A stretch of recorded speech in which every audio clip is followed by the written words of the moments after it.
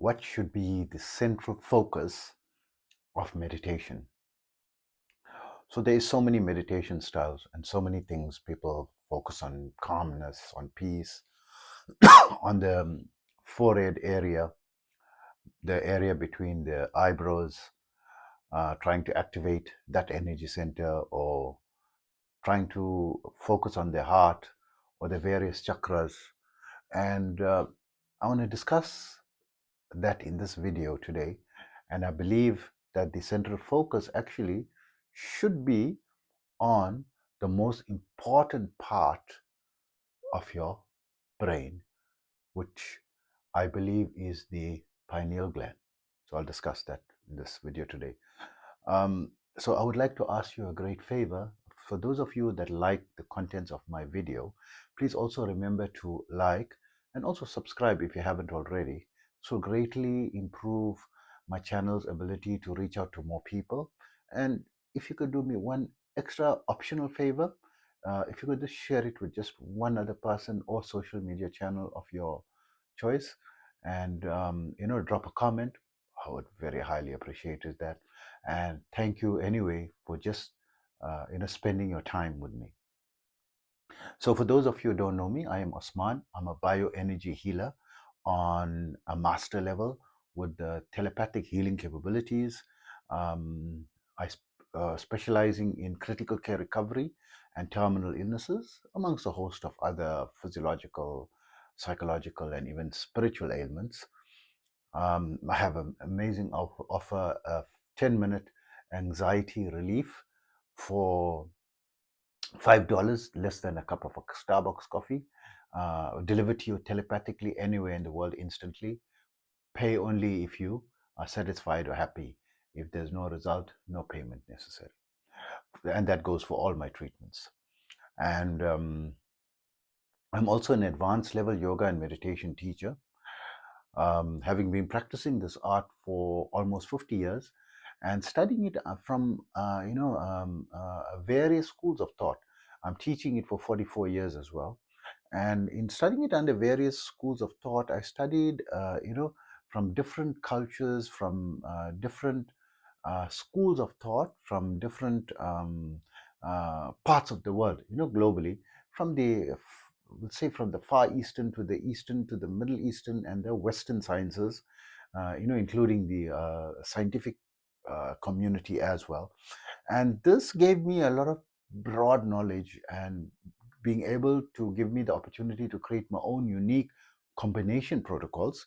But my focus of the protocols was geared towards adapting it more for the 21st century, basically making things much easier, faster, quicker, more time efficient, and results oriented. To that end, I now have students in over 100 countries, and my favorite protocol is the 5-minute yoga and meditation program, which you can download for free from my website, yogawellness786.com.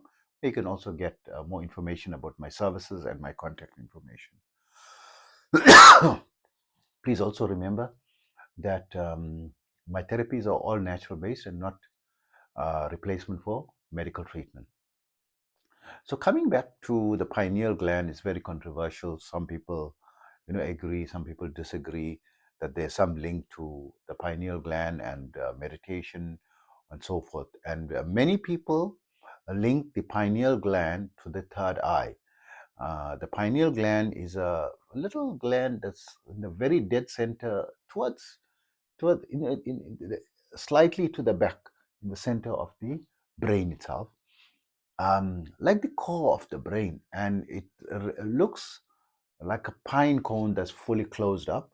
When it gets activated, it like scales open up.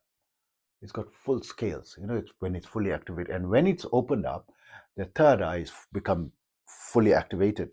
So they call it the third eye gland, but that is incorrect actually. The third eye chakra it's independent. It becomes activated because the pineal gland is powered up to its higher levels, and now it's able to power up the third. The third eye requires a lot of power, right, to be fully activated. It does open in gradations, and there are signs, towards its opening and so forth. But I notice, I mean, the one of the first signs that it's reaching advanced stages of opening is with continuous long-term practice of meditation and yoga and so forth. You find like a white light appears here in this forehead region in your mind's eye. It's there 24/7, right? And in the beginning, I had no idea what it was, why it's there, and so forth, and trying to look for explanation. But it is a sign that the pineal gland is getting enough, energy. And then, as I continued, I thought, okay, that's a sign. Maybe the third eye will open soon, and it's already open to certain degrees. So, like clairsentience is the first, then eventually you get clairaudience, and then clairvoyance, right? um, when it completely opens, I've experienced complete, because normally you practice so many parts of yoga, and you get advanced experience of the goal, a taste of it, and then it closes off, so that you understand the reality of what it is to achieve. So even like the bliss experience, you get a taste of it. It's in meditation circles in the Western scientific communities, we call that the inner conjunction, right? The inner conjunction experience. It is also a type of Kundalini experience. It's very overwhelming, and there's amazing stories, regarding this. So when this happens, it's showing you in the right path, and then it closes off. Then you can take 10 years to see nothing happening, but you're convinced of something happening, that you're on the right path. So when this lit up, and then about 3 years later, continuing to do my combination of, powerful protocols, which I adapted, from the ancient sciences, making them shorter, quicker, faster, more efficient, time efficient, right? And results oriented, right? Very powerful. And for example, my students who engage my advanced yoga meditation services don't spend more than 20 to 30 minutes a day, typically. And when they want to get really serious into it, they spend like maybe an hour a day, right? When they're going to very advanced levels, like comparable to those who's doing 10 hours a day, mine is 1 hour a day. And those who's doing like 3 hours a day, it's like 20 minutes for me, to get a faster result than the people who are spending more time, which makes things amazing, that you can live your normal life and carry out your normal duties. And the important thing is, it needs to enhance your life, overall life. It needs to enhance your relationships, your finances, your career progress, your overall health and wellness and so forth. And this is what I found typically happens. And I believe that this is the original purpose of yoga, meditation, or these type of mystic sciences, that we weren't designed to withdraw from society. There may be a class of people that want to do it, and specialize more intensely in it. It's each person unto his own way. But for majority of us, I mean, we need to support ourselves, and we have families, we have responsibilities. So this is important. But coming back to the third eye, as I was continuing, I think I was continuing for about 3 years, and this was just a bright light there. It was getting more, like sometimes more intense or less intense, and then I thought now it's going to open. Next, what happened is I found this top area above the eyebrow, the whole entire circle part of the skull, right, just slightly above the eyebrow area. That entire round circumference, the entire cap of my head, like like a crown, right, that you put on, or like a skull cap that like you get, that lights up into an amazing light. So if one compares to the videos on Gopi Krishna, this is the initial stages of the confirmation that the superconscious state is starting to develop. Or they found the seventh chakra, it's called the thousand petal lotus, is developing, right? And once it's fully developed, then you can see a much larger spectrum, if not the whole spectrum of the light. Um, and the world looks amazing, beautiful. You see both the physical nature and the wave nature, and the energy nature, of all parts. So everything has got energy, and you'll notice the energy surround even the ocean. You'll find the ocean is so beautiful. It's both water and energy. You see it's throbbing with energy, the earth throbbing with energy, buildings are throbbing with energy, right? And also, in one of my inner conjunctions, when the third eye completely opened, and it was a very frightening experience because I popped out of my body, right? It was an out of body experience when it fully opened. I went slightly above my body, but not like somewhere here looking down. I just seemed to have expanded to a greater body, right? To a body that was like somewhere around it, like a halo, but slightly above, maybe about 2.5 to 3 inches, above beyond the peripherals of the physical body, throughout the whole body, your hands, legs, everything, right? I felt that, but I felt very powerful, like very strong, amazing, and the speed of the mind, it's like someone just unclogged, a clogged conduit, or like someone opened the floodgates, of a dam, and boah, it was an explosion of, the water is just gushing like that. Suddenly my brain opened up and I could think.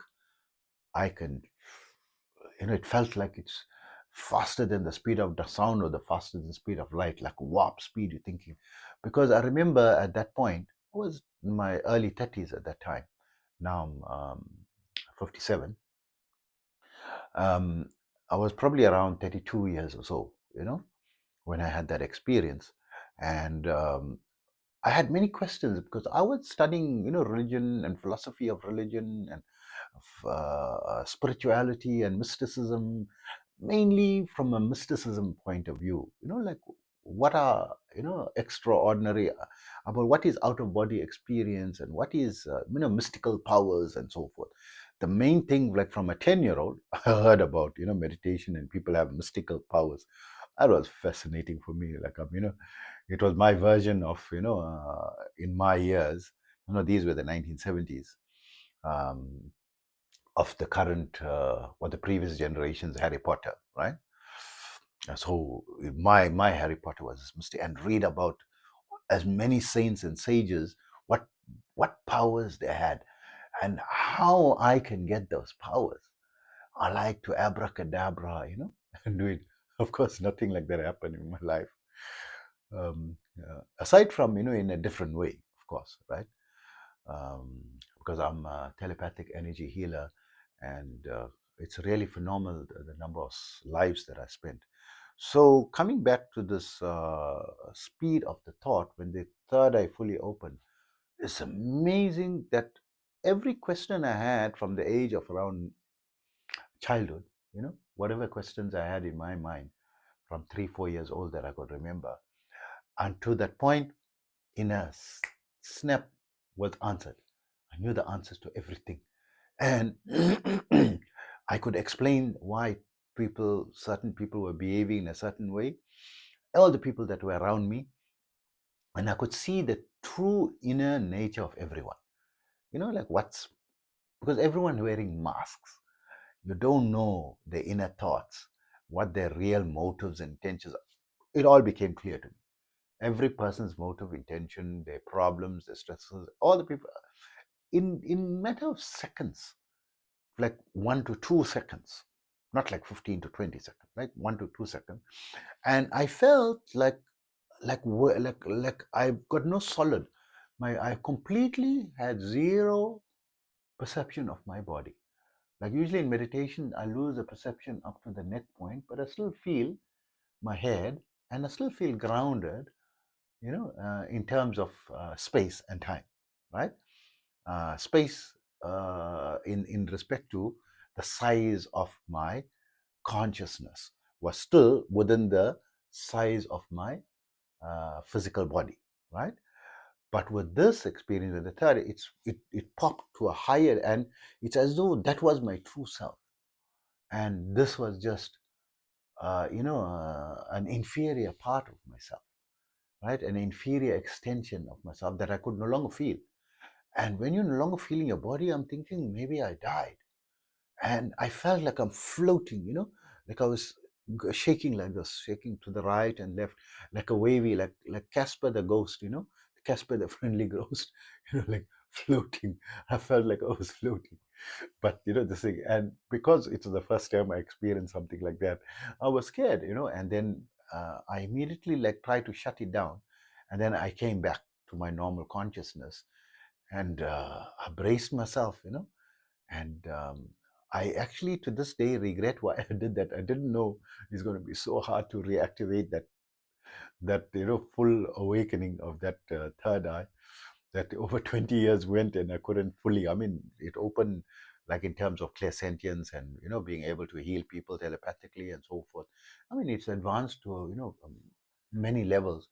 But the secret is it doesn't have enough power to fully power up the third eye chakra. So the pineal gland, I got into this idea from two people's talks. Because I studied the book Autobiography of a Yogi, like cover to cover multiple times, and with like a 20-year break in between to get a better perspective of it after I made advanced progress in yoga and to go revisit it. And in Paramahamsa Yogananda's writing, that's his autobiography, um, he writes on the kriya that you take the energy up and down your spine, and then you send it up and fill your head. Fill your head was very confusing for me. Where in the head? Fill the crown, fill the forehead region, the crown region, the chakra there, or there's a like I know in the theory there is the third eye chakra. There is a chakra, the Sahasrara chakra, the seventh one, slightly above the crown of your head, right? The central portion of your head. Then the central portion of your head, there is a subtle opening, not a real opening, it's a subtle, like energetic opening, called the Brahmarandra. So the more calm you become, it connects to the cosmic energy and cosmic energy flows into your body faster and faster. The calmer you are, the more your thoughts starts racing, it blocks the inflow, of the cosmic energy to a trickle. And then as you're calming down, it starts like turning the dial. The more calm you get, the faster and faster and faster that energy flows until you get total calm when you go into a stage called Nirmal Stati, the no thought state. And of course it's an experience of non-experience, because you open your eyes, you don't know how 45 minutes went or 10 minutes went, or sometimes 4.5 hours can go. You felt only 5 minutes or 2 minutes go, right? Because your mind completely shut down. If your mind shut down, your consciousness, your awareness, your sense of I, your ego is all lost. There's no I, there's no me, and also there's no construct of time, because time and space is in this dimension. You go into the quantum dimension, which maybe that experience is something that our conscious mind is unable to understand, and it feels like a non-experience and it blocks out. Maybe that's possible. But I mean, I've been having this now for decades, right? I call it the delta state of the mind, because we have the beta state, which is the normal state of regular people. Uh, they always stress thinking of this, thinking of that, think of the past, the present, and the future, and always mixed up. Then the alpha state, which is you're very centered, focused, and you very, with practice of mindfulness, you can keep your mind on task or on point without it, wavering too much, and you become much more like laser sharp in your focus, right, in everything that you do. And then you get the theta state, which you feel like a buzz and a vibration. It comes on where your consciousness is withdrawn from your body, where you feel like a numbness rising from your toes up to your ankles, your knees, your hip, from this direction up to the neck. So from the neck downwards, you're not feeling initially. you lose about 90% consciousness of your body, but eventually 100%. It becomes more and more, intense, your focus, and then you feel like that buzz. From that point, it's the theta level. It's like it feels like the stage just before you can fall asleep, and uh, but not yet sleep, about to go into the dream, and it's sometimes like you're halfway between. You don't know whether you're dreaming or you awake. Like the dream is starting to come on. But in the theta state of meditation, there's no sleepiness, right? So when you're experiencing theta in almost dreamy state, there's like feeling very sleepy, right? But in meditation, very alert, wide awake. There's no hint of sleepiness, right? But you feel, when I feel the consciousness, then I feel like a buzz, like a vibration, like I'm in a vibration, like the tuning fork, you hit it, and then that sound, but just the vibration that you feel, you feel like that buzz, you're in that vibration. So it's the energetic, you entered into an energetic world, right?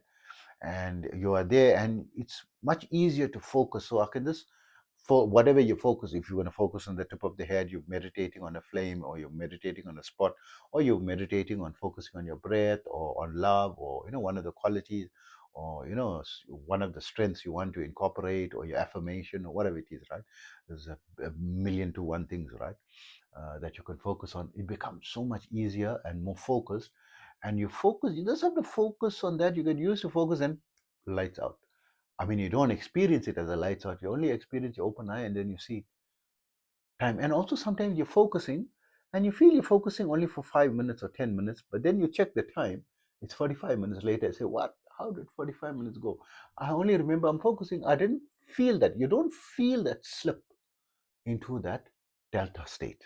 That's the delta state, right? The no thought state in meditation field called the nirmalstati, right? So this becomes more and more intense. Um, as I mentioned, that Yogananda said, you must fill your head.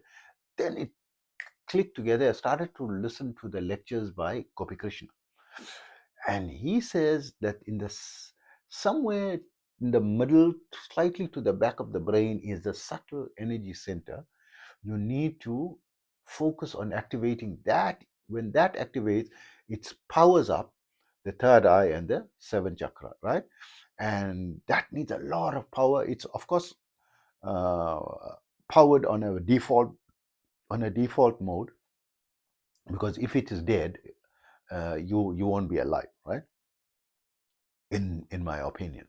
But everyone feels it's got no you. They don't really know its purpose, but its purpose is control the entire body, it's the CPU of your brain, your central processing unit.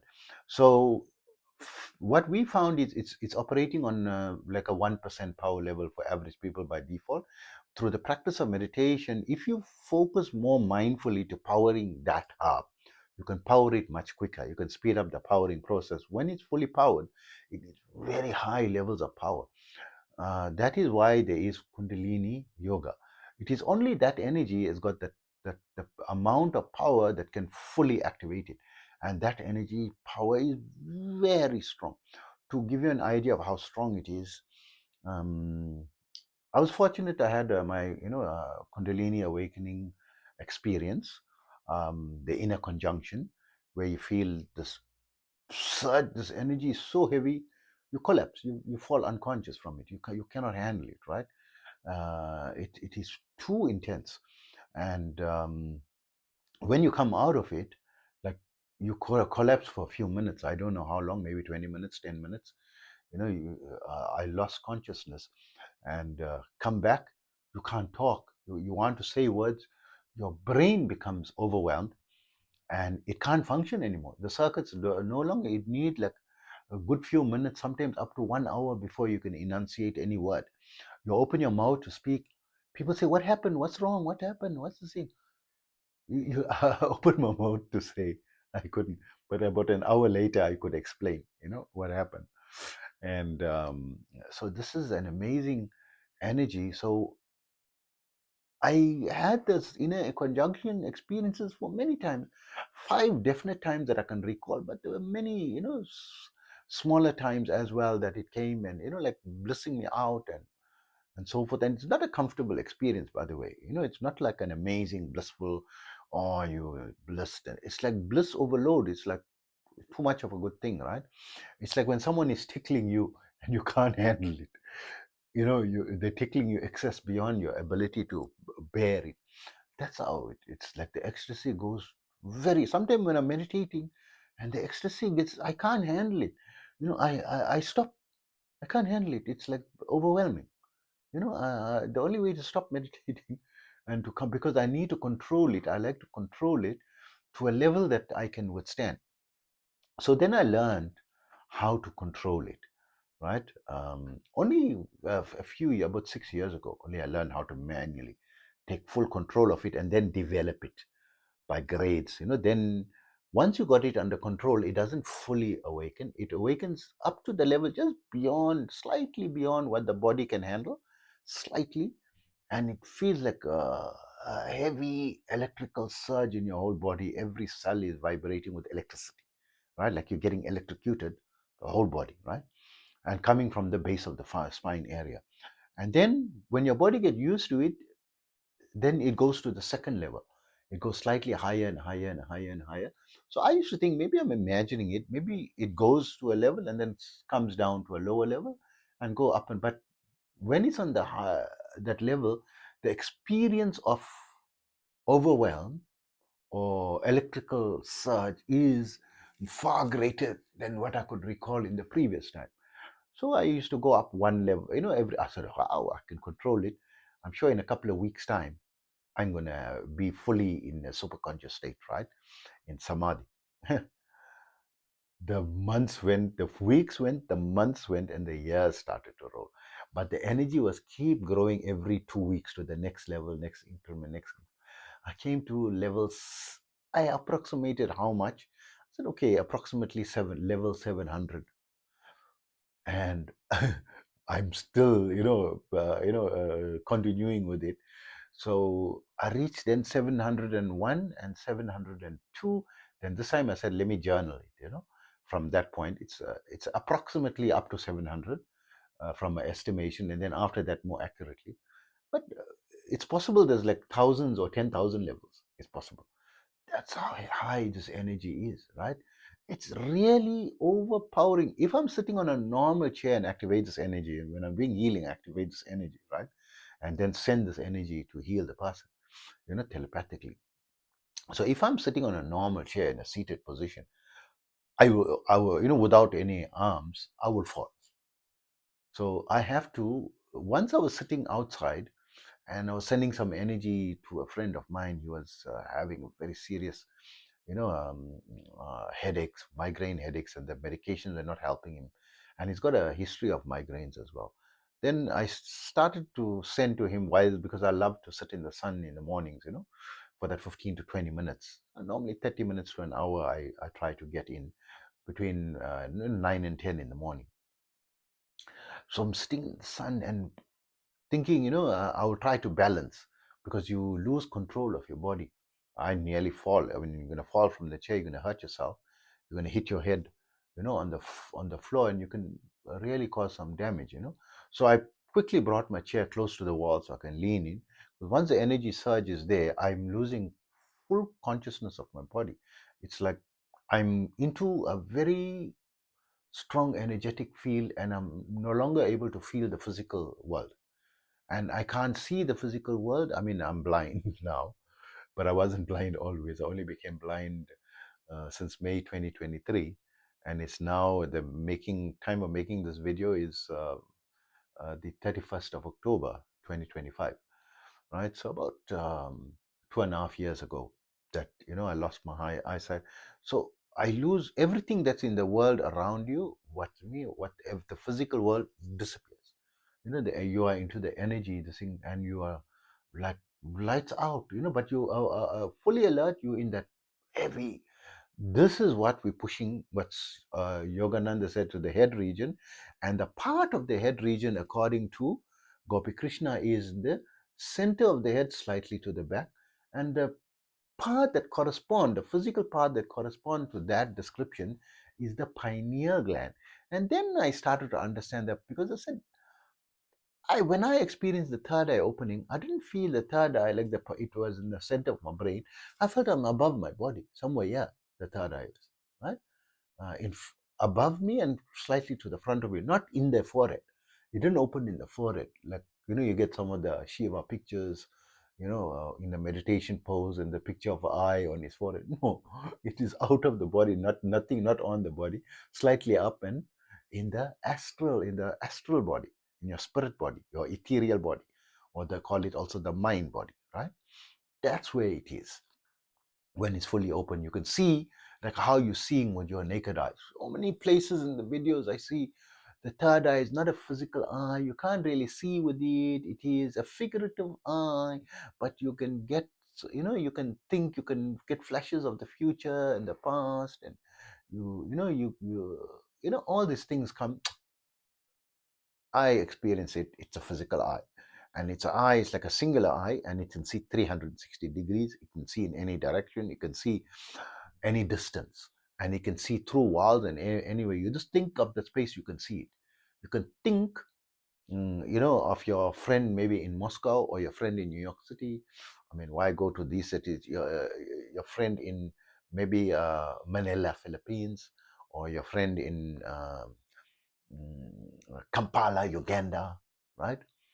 My favorite city.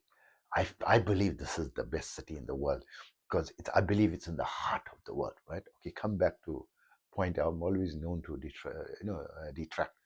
So what actually happens is the pineal gland is become fully powered on a level, not fully powered or sufficient level in order to power the third eye to fully, because it needs like high power. So maybe it's like 100-watt globe and we're sending 2 watts. It's not going to light up, right?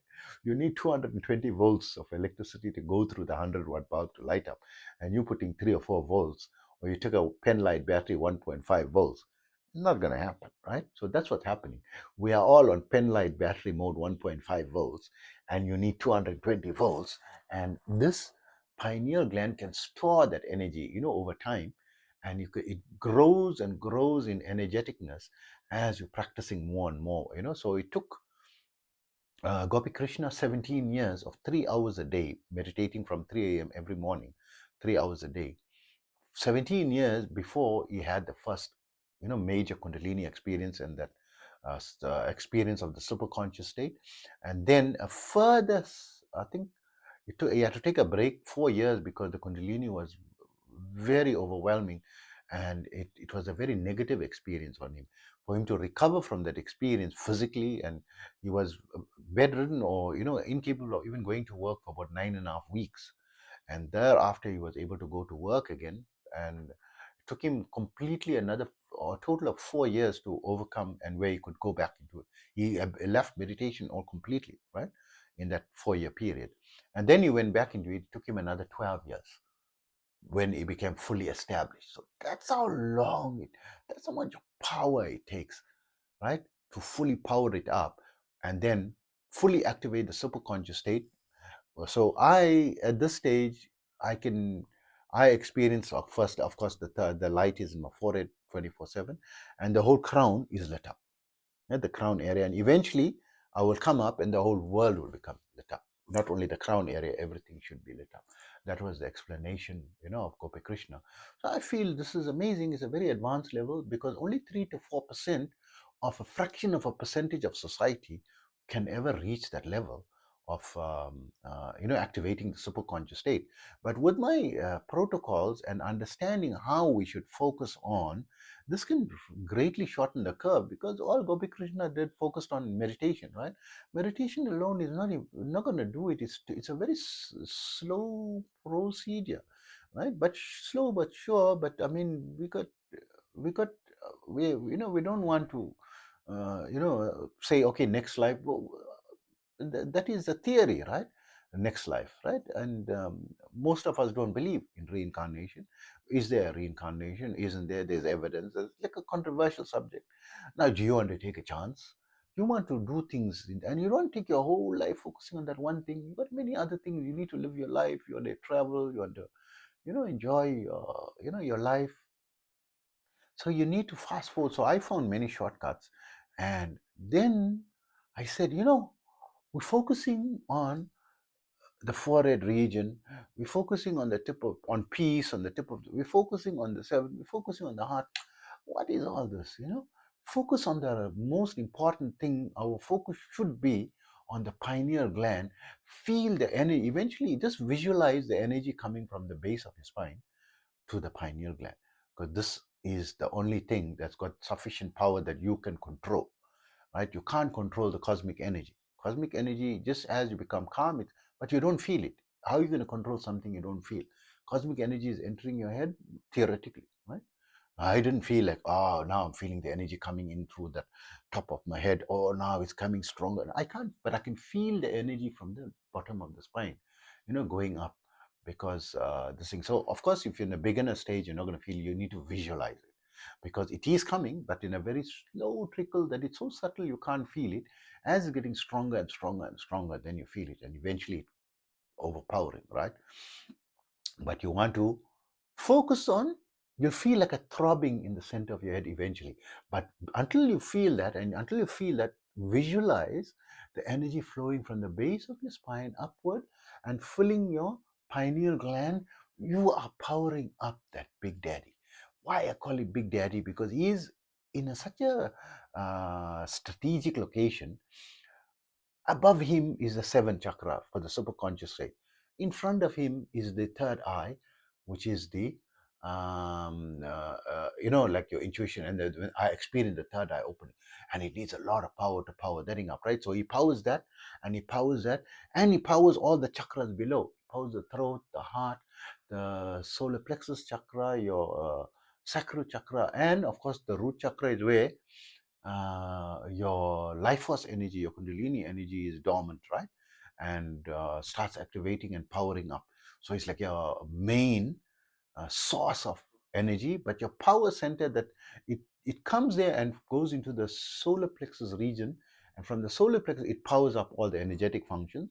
And even when we're doing energy healing, we raise the power from the base into the solar plexus chakra. We feel the throbbing, of that spinning. You feel it, as you become advanced. And from there, we visualize, we take that power to the third eye and we send it, because it's like in astral communication is from the third eye region, but astral travel is from your sacral chakra, from the navel, from behind your navel, but you come out from the navel like a silk thread. You can come out, you can leave your body. And that's the theory, right? And this is how people can go to any location in any dimension, and the body, leave the body behind, because you can't go with your body to other dimensions and far distances in a split second and come back. So, I mean, people just to travel to Mars on the spaceship is good. But with the astral travel method, you can be in Mars in a split second, right? And you can see what's happening there. And you can see the energetic world. You can see the different dimensions, the life forms in the other dimensions, because there are other higher life forms, theoretically. Let me use the word theoretically, because I don't want to get slammed by, all the people in the comments. And also, I don't want to be institutionalized as someone who's, crazy. So the secret is, I noticed that I've been wasting so many decades because no one told me from the beginning. Just focus on the pineal gland, power that Big Daddy up, right? And the Big Daddy, I call him Big Daddy because he's the CPU. Once he's fully powered up, everything else is powered up more into, magic starts, mystical magic can happen, right? Third eye open, seventh superconscious state, and all your chakras, astral travel, and all these things become possible, when it's like fully powered up. Now, to Big Daddy, with the pineal gland, we've got the superconscious state, the seventh chakra, that what Gopi Krishna said, he became established, right? After 12 plus 4 is 16 plus 17. That's 33 years, right? It took him, to get established in that, right? So that is Big Brother, right? Big Daddy, above Big Daddy is Big Brother, right? And then I call the forehead one little brother, right? Because it takes so much more power to power that up, big brother. And little brother, it powers up much quicker than, the big brother. Little brother powers up. And I call the throat one, the throat chakra, little sister.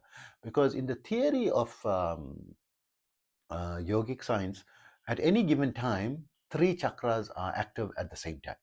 It's not just one, right? There will be three and it'll be in series, right?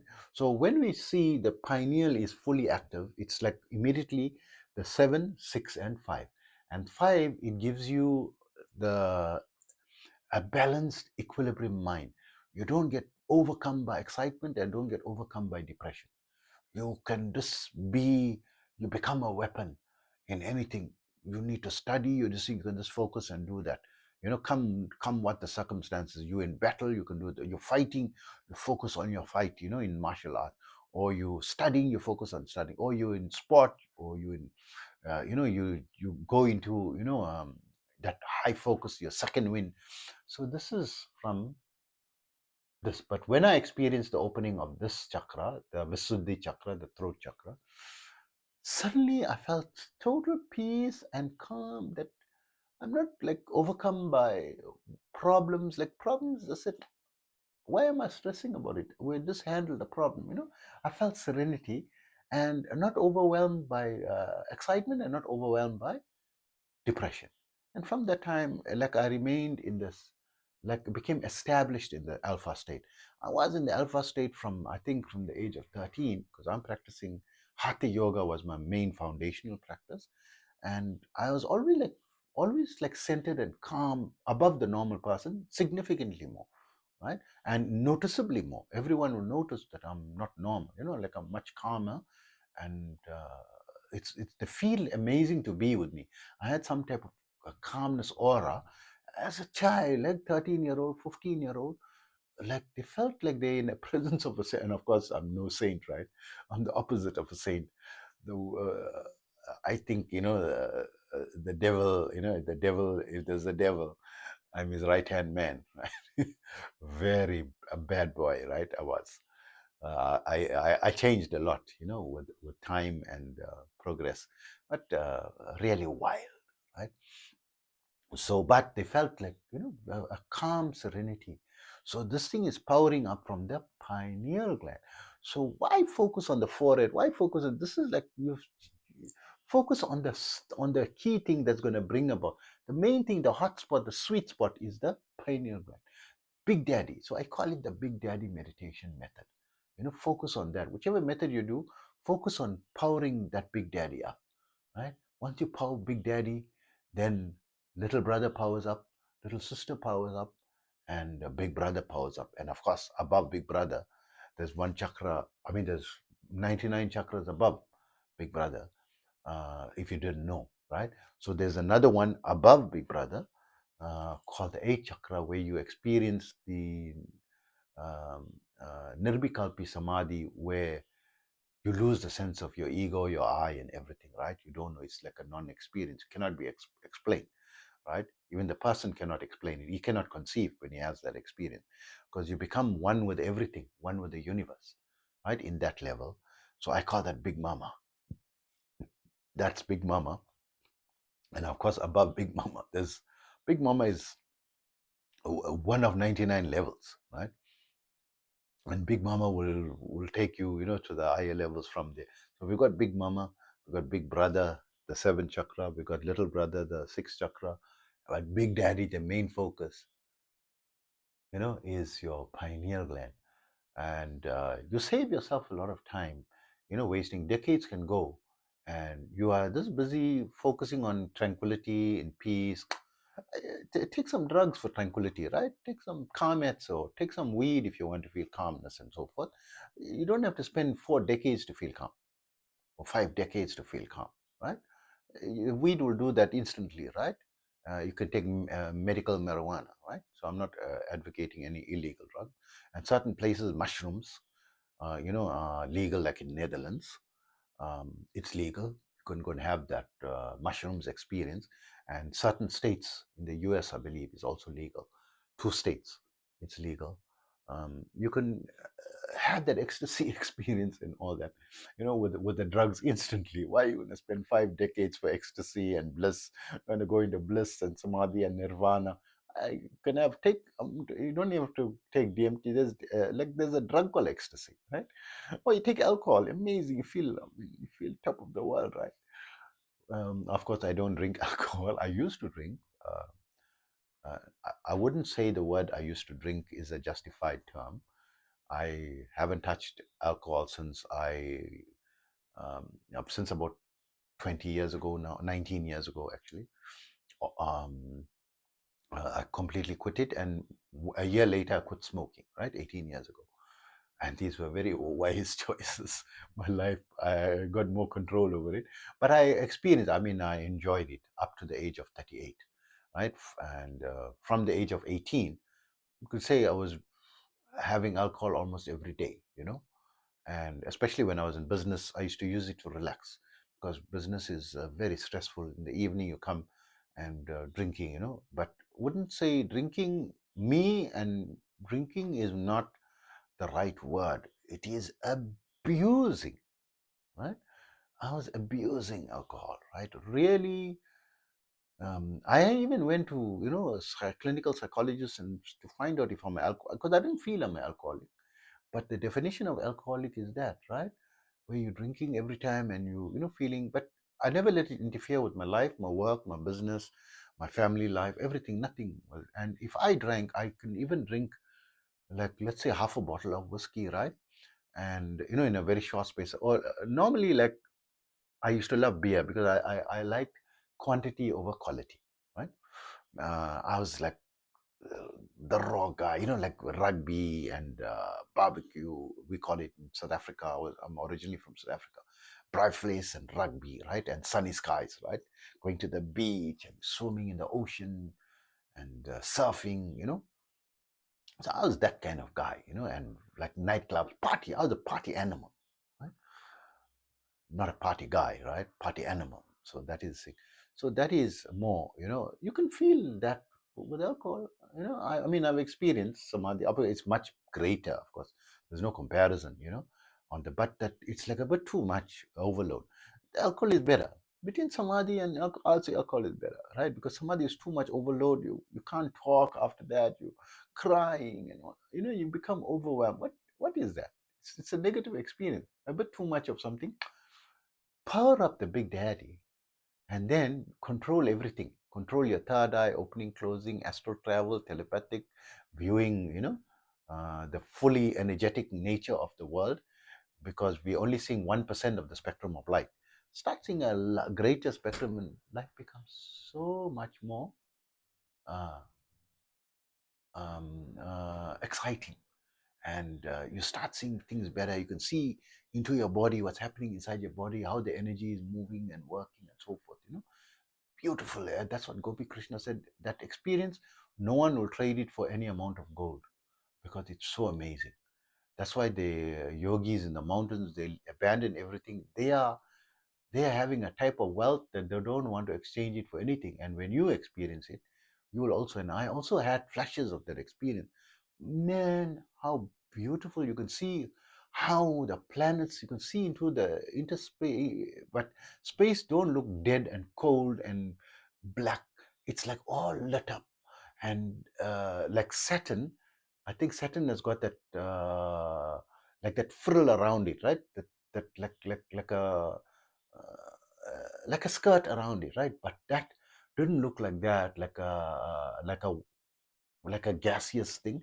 It was light, like a golden light around it, like flowing, beautiful, and the colors are very vivid, like an amazing quality cartoon. You're seeing how this everything is, and you don't need the sun to light up. It's like self lit up. You're looking at everything. So it's amazing beauty, and the feeling is amazing, that goes with it, because you're feeling on top of the world, right? And really better than alcohol, better than alcohol. And for me, the best experience was alcohol. I never go into the harder drugs. Not that this thing, because I loved alcohol and cigarettes so much. I was so addicted to it. I said, if I only try something and if it's good, I will become addicted and it might destroy, because these things can destroy your life, right? And I felt I could control alcohol, and I stuck to it, and I was afraid to go, experiment with other drugs. So I didn't do that. So coming back to the main focus point, if I only knew this 5 decades ago, right? I'm practicing yoga for about 5 decades. I would have been in super conscious state long ago, because just focus, visualize, you're energizing the pineal gland. Whichever method you use that. I call it the Big Daddy meditation method. I had occasion to be traveling in a long distance intercity travel bus recently, and it was like a 8 hour journey. And normally, if I go on a long journey, the longest journey I've been on in because I love traveling, right, by flight and by bus, right, or by car, right. So the bus is amazing, because you get to experience the journey. You take a flight, and especially in a city that's only like 1 hour flight or 2 hour flights away, it's like you get there too quickly. I mean, I when you have time, so I use it like a time out, to just relax and to get some me time, right? And then I meditate. So I'm not meditating like the norm, because you're sitting, I'm not cross-legged or anything. And then I just hold the meditation pose, right? And then I was in this trip. Now, normally I'm listening to my favorite music or I'm meditating. But this time I want to meditate and I also want to listen to my music. I don't know which to choose now. Both is like exciting for me. I said, hey, let me combine it, right? And this is not normal music, right? This is like a rave music, like high energy music, like gym music, right? So it's the type of music that I've got like 20 average 1 hour tracks. Some of the tracks are 2 hours long, so that I don't get bored with one track, because I can every day listen to one in the gym, if I'm working out and so forth. And it like really makes a difference when you're working out. So I put that music track on and felt amazing. And then I said, okay, let me just also meditate. And I'm feeling that energy, the Kundalini energy rising up better. And I can feel it filling my pineal gland, right? I said, wow. I spent about 8 hours in that trip only focusing on that. I never feel 8 hours, I felt like it was only 15 minutes the journey, right? I mean, I was there, just that it was an exciting time. Right? Like when we're having a good time just flies, right? It wasn't a meditation experience of no thought state or anything. No, it's just that I was enjoying it so much that time just flashed by, and I was feeling. I said, and I could feel that energy going in, and I'm feeling that pineal gland throbbing. For the first time, I spent so much of time. I said, I have been wasting my time trying to go into the no thought state and all that. And for me to go into no thought state is easy because I'm meditating for a long time, right? I mean, of course, it normally takes me 2 to 5 seconds to go into the theta state of mind, where I lose consciousness of my body up to the neck region. And then I go into the delta stage within 2 to 5 minutes, where it's all like a non experience. I'm just seeing myself focus and I look at the time, like 2 hour, 45 minutes gone, 1 hour gone, like that. But I only experienced like, 5, 10 minutes. So that is, it means I timed out at some point, which I don't know, because everything was a continuous, progression. I didn't feel that break, but there was a break where 45 minutes or 2 hours or 3 hours sometime when, because I meditated I used to have time for meditation, decades ago. I used to meditate between 13 to 18 hours a day, right? Not knowing what I'm doing. I mean, I used to go into bliss and all these things, right? But now I know what to do. I wasted all the time. I should be powering up big dad, right? So I call this my Big Daddy meditation protocol. You can even listen to the best music. I said, hey, people going newly into meditation, you can't calm your mind and be tranquil and all that. It's very difficult, right? So eventually, I mean, you don't want to listen to high pumping music all the time. Then you can just meditate, sometimes, in silence, which is better. I'll explain that in another video. But you just sit on a couch, relaxed, and I just crossed my legs at the ankle, and I uncrossed it and I crossed it and uncrossed it and crossed it to feel the difference in the energy, because I'm able to feel the subtle energy buzz, like it's a buzz in my body. It like powers down, and when I cross my ankle, powers up, powers down, powers up, powers up. So because you close the circuit by touching the two legs, you keep it apart. The electrical circuit, is like open. So you need to close. That's why people cross the legs and then they touch the hands, right? Usually to close the circuit. But from touching the hands and holding the meditation mudra, which you're holding your index finger to your thumb and the other three fingers fully stretched out and the palms facing upwards and resting on your lap, but stretching it out where you open the gap in your armpits increases the buzz, the energy in your body. So when I first used to hold a meditation, I didn't feel any buzz, nothing, felt nothing, right? So what is this? This is all useless. But later as I advanced, I could feel. So it is subtly happening, but later when this thing, it makes a big difference. I will not meditate without doing the meditation mudra, right? Holding the index finger to the thumb. So I was sitting like that. You just sit on the couch, meditation mudra, palm stage. Don't have to push it forward, but if you can, if it's comfortable, and put your favorite but high energy music, because you have to feel, because the kundalini energy is a high energy. So what energy correlates to the kundalini energies? High energy music. This is why when you go in the gym, you listen to that, you got more power, because you activating the kundalini. Kundalini is said to be like a serpent, because when it rises up, it feels like a serpent rising, but it is serpentine in nature by certain mythological explanations and descriptions. And what does, when you play music, you see this Indian um, uh, uh, sadhus, they playing this flute and they're controlling the snake. It lifts its hood and it's flowing. It loves music, right? So I found when you put the high energy, it activates better, stronger. That flow. And just sitting, and it felt amazing and not bored. Normally, after 20 minutes, you feel bored, and 1 hour is like really a stretch, and it becomes like boring. But this, wow, hours and hours was passing, and I was enjoying, because I'm enjoying my favorite music, right? And it was pumping like I'm in a concert, right? So of course, listen responsibly. Don't go like 80 decibels. It's safe to listen to 80 decibels for 8 hours, 83 decibels for 4 hours. Every 3 decibels above 80, you have to chop it in half. So 83 decibels, you can listen safely for 4 hours, 86 decibels for 2 hours, 89 decibels for 1 hour, 92 decibels for half an hour. Why I'm going up this progression? Live concert is 100 decibels on average, right? So if 92 decibels only half an hour, you're going to go deaf. Definitely, there is permanent damage to your hearing in a concert.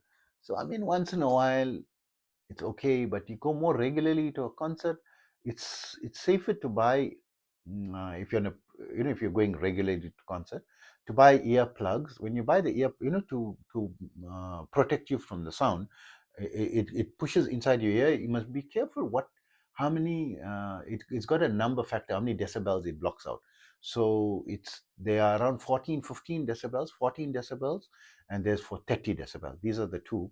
So the concert, you need something 30, because if it's 100 minus 14 is 86 decibels. 86 decibels means 80 is 8, 83 is 4, 82 is 2 hours. So maybe maximum 2 hours. And which concert is 2 hours? There are many, like much longer than that, some of the concert, especially long concert. But if it's a 2 hour concert, go with the 14, right? And then you will, protect your permanent hearing loss. You protect yourself from that. So anyway, listening to that was amazing. It's so easy. I said I must teach people this protocol. It is the best protocol. They call the Big Daddy meditation protocol. Focus on Big Daddy and power that sucker up. Put that high energy music and feel that surge of that music, energy, from visualize it from your base of your spine, filling that, and see how amazing that is. I promise you, you're going to make much better progress than people spending decades, 10 hours a day, and so forth, because you are on point. What's the source of everything? The source of all meditation progress and everything, right? So I hope that information helps you, and apologize for the length of the video. And I like to add a lot of experience, personal experience, and my personal point of view. I don't want this to be a scholarly lecture. I'm not an expert or a scholar or a professor, but I just got experience, sharing my experience, and experiences from my own personal, and this is like a video blog, right? And that's what this is. So I hope that information helps you. Take care of yourself always.